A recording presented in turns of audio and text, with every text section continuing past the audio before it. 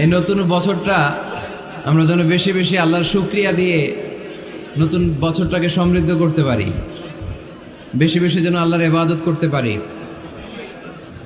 নতুন বছরে আমরা শপথ নেই আমরা যেন অন্তরে হিংসা লালন না করি, বিদ্বেষ লালন না করি, আমরা নিজেরা যেন কাদা ছোড়াছুরি না করি, আমরা যেন মিলেমিশে একসাথে একাকার হয়ে যাই। আল্লাহ তুমি কবুল করো, আমরা পড়ি আমিন।